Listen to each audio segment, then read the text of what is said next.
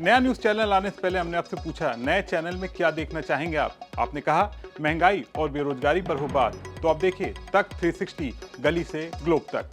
क्या सोने चांदी की कहानी में ट्विस्ट आ रहा है? क्या सोने का दाम बढ़ना बंद हो जाएगा? सोने में गिरावट आएगी, चांदी में गिरावट आएगी? जो लोग इंतजार कर रहे थे, क्या उनके लिए वो वक्त आ गया है जब उन्हें खरीद का फैसला कर लेना चाहिए? ये सारे सवाल क्यों? क्योंकि इंटरनेशनल मार्केट में चांदी का दाम गिरा है आज।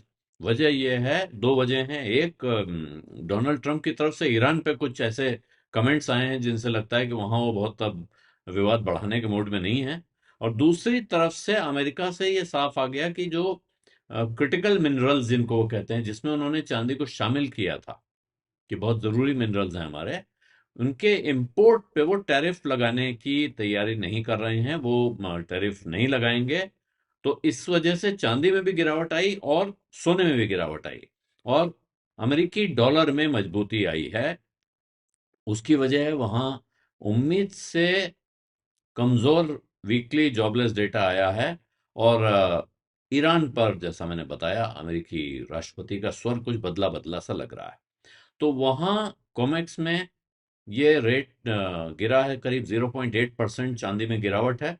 लेकिन ये जो 0.8% की गिरावट है, ये इसी हफ्ते 15% के उछाल के बाद है। तो 15% का उछाल अब भी बाकी है चांदी में, हफ्ते में 15%, क्योंकि जबरदस्त डिमांड है उसकी।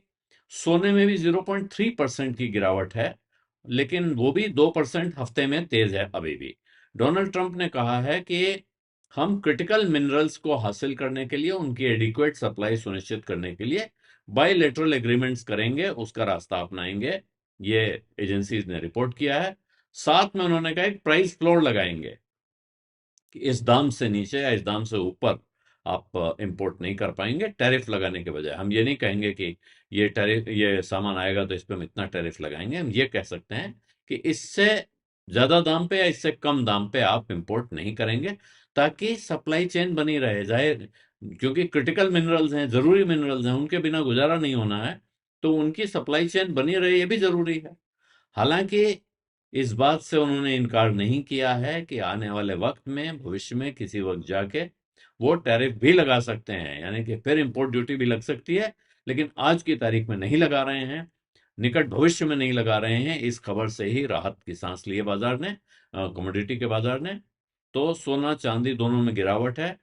हालांकि सोने ने कल ही रिकॉर्ड बनाया था, जो उसकी सेफ हेवन डिमांड जिसको कहते हैं कि संकट बढ़ता है तो सोने की मांग बढ़ती है, उसमें कमी आई है। क्योंकि अमेरिका का टैरिफ का मामला और दूसरा ये ईरान पर राष्ट्रपति ट्रंप के बदले हुए सुर, जो उन्होंने, और साथ में उन्होंने फेडरल रिजर्व के चेयरपर्सन पर भी, जिस पर उन्होंने जांच बैठाई है, उसके बारे में भी उनका स्वर कुछ बदला हुआ है। और कुछ इन्वेस्टर्स प्रॉफिट बुकिंग कर रहे हैं, जो बहुत दिनों से इंतजार कर रहे थे कि गिरना शुरू हो तो फिर हम बेचें, अपना कमाएं, निकलें। लेकिन यहां भारत में दाम में गिरावट नहीं दिख रही है। गोल्ड और सिल्वर दोनों में बुल रन जारी है और फिर वहां एक नया रिकॉर्ड बना है। और यहां सैमको सिक्योरिटीज, जो एक ब्रोकरेज फर्म है, उसने तो प्रिडिक्शन दिया है कि एमसीएक्स पर चांदी का दाम 3,94,000 रुपए केजी पे जा सकता है। अभी ये 3 लाख के कुछ नीचे है, 2,80,000, 2,90,000, 2,95,000 ऐसे चल रही है। वो उसको 3,94,000 का प्रोडिक्शन दे रहे हैं। अभी 2026 में जनवरी महीने में 25% का उछाल आ चुका है चांदी में। इसके बाद भी ये लगभग यहां से 25% का और उछाल प्रिडिक्ट कर रहे हैं।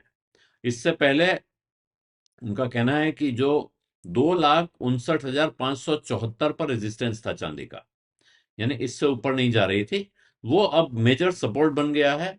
कोई अगर गिरावट आती है, पुल बैक आता है, तो 2,59,574 से नीचे जाने पर ही मंदी का माहौल माना जाएगा। और भविष्य के हिसाब से वो देख रहे हैं तो कह रहे हैं साहब, 2,96,737 के आसपास एक एक्सटेंशन दिख रहा है। और इसी को अब मेजर मीडियम टर्म टारगेट मान के चला जाएगा। इसके ऊपर अगर चले जाएंगे तो फिर वो 3,56,871 है।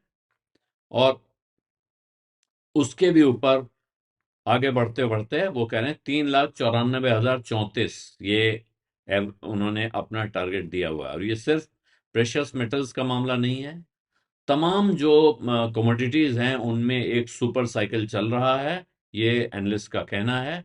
और ये इकलौते नहीं है ये राय देने वाले, इस तरह की राय और आ रही है बाजार में। इंटरनेशनल मार्केट में भी प्रोजेक्शन है कि चांदी $7,500 पर आउंस तक जा सकती है। तो वो जिस अंदाज में प्रिडिक्शंस आ रहे हैं, उससे ऐसा नहीं लग रहा है कि हाल फिलहाल चांदी का बुल रन रुकने के आसार हैं। हालांकि थोड़ी मंदी आती है तो लोग खरीदते हैं।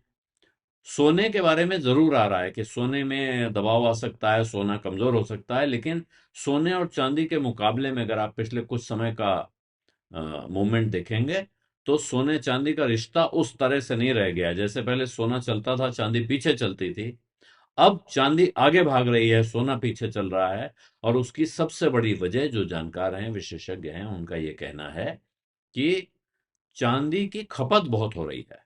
सोने का इंडस्ट्रियल इस्तेमाल उतना ज्यादा नहीं है, सोने का स्ट्रैटेजिक इस्तेमाल, सोने का इन्वेस्टमेंट में इस्तेमाल ज्यादा है। और वो उसको रिजर्व में रखने के लिए काम आता है, इन्वेस्टमेंट के लिए इस्तेमाल हो रहा है, लोग गहने खरीदते हैं उसके लिए जा रहा है।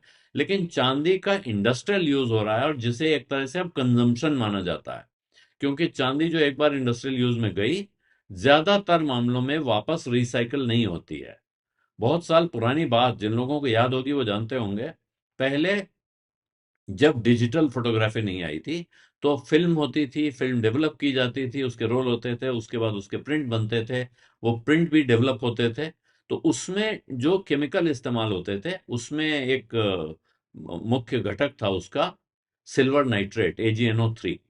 और वो सिल्वर नाइट्रेट सिल्वर का एक कंपाउंड है।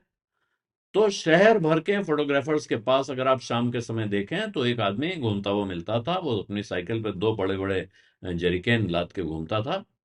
वो दुकानदारों के पास जाकर उनसे वो लिक्विड इस्तेमाल कर, जो यूज किया हुआ डेवलपर होता था, वो उसको कहता था कि हमको दे दीजिए, आप तो ऐसे ही बहाएंगे, आप मैं ले जाऊंगा।